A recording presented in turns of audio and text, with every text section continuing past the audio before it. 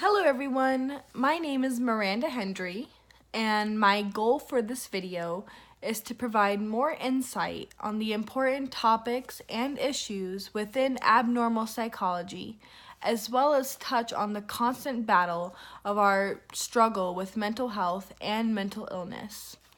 Now, the world of science is constantly revolving, and our scientists and biologists are always making changes to this process. The same thing occurs within the field of mental health. When an individual is diagnosed with a psychological disorder, it is also categorized as displaying abnormal behavior. Now, abnormal behavior can include symptoms like delusions, hallucinations, and violations of what would be social norms. Now, in order for it to be considered a disorder, it has to pass 3 rules. The first one is the patient must show psychological dysfunction, distress or impairment, and an atypical response.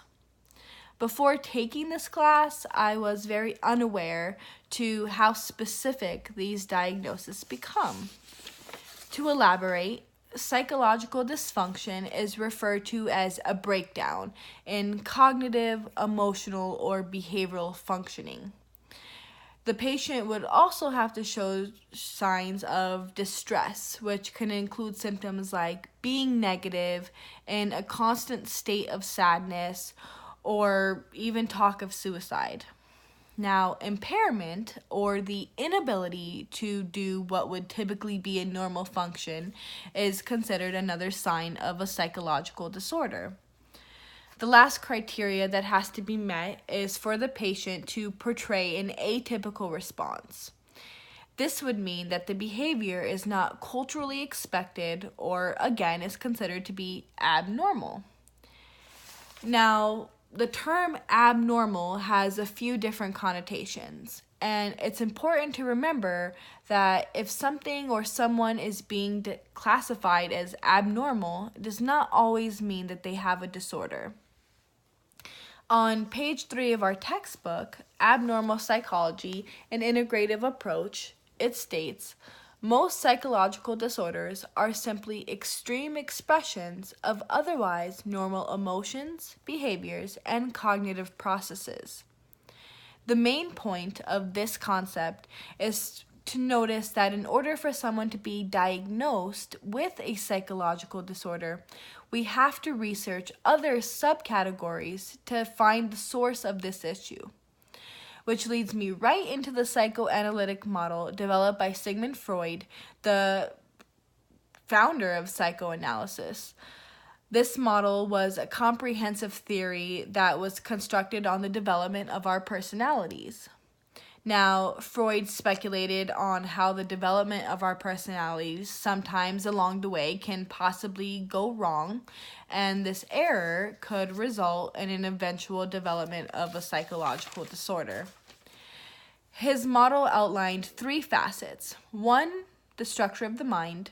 2, our defense mechanisms. And 3, the stages of early psychosexual development.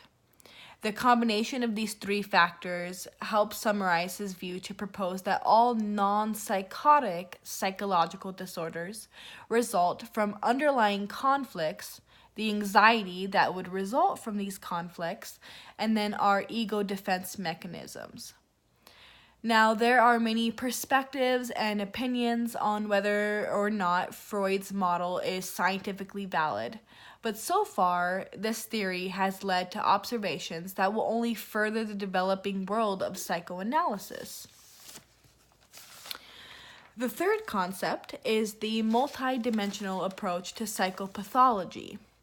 Still relating back to Sigmund Freud's theory and the structure of the mind, he said, by studying and observing one's mind, we can help find the underlying cause for our inner conflicts that may cause us to develop a psychological disorder. The multidimensional approach suggests that many of these conflicts are a result of other environmental factors such as emotional, social, and cultural influences. Now, to begin, emotion plays a substantial role in the development of disorders. Emotion can change the way you think about particular situations and how you would act upon these situations. When it comes down to our social influences, our social groups usually tend to consist of our friends and family. But in social and cultural factors, this has a direct effect on our behavior. Rejection, for example, particularly from authority figures, has a worse effect on psychological disorders than any other response. If these external environmental factors become extreme enough, it can lead to disorders that start to affect our everyday lives.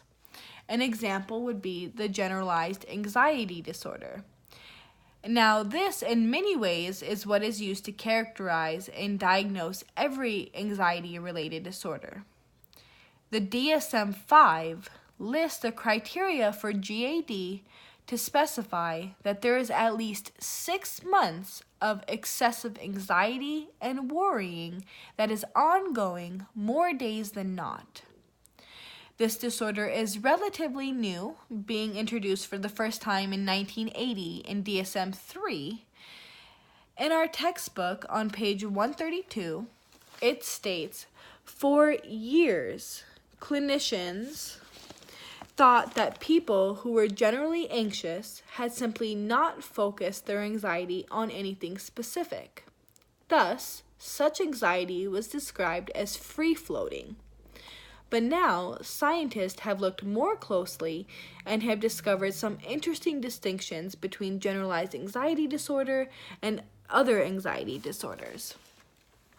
This level of anxiety that takes over our everyday life is considered to be abnormal.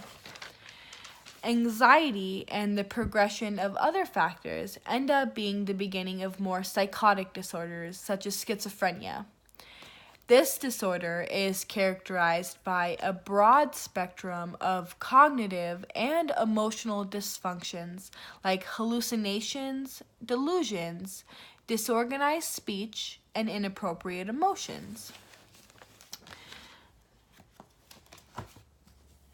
One of the most discussed changes in DSM-5 related to schizophrenia and other psychotic disorders was the possible inclusion of a new disorder that still needs to be researched more according to DSM-5, but this is the introduction of the attenuated psychosis syndrome. Now, this disorder includes one or more symptoms of schizophrenia. But what's interesting about this one is that the individual is aware that these are unusual experiences and these are not healthy for a typical person. So, to conclude, no matter where on the spectrum the diagnosis lands, whether it's something more basic like just general anxiety, or if it's something more life-altering like schizophrenia, mental health and mental illness must be taken seriously every time. Suicide takes the lives of so many people struggling with psychological disorders every day and every year.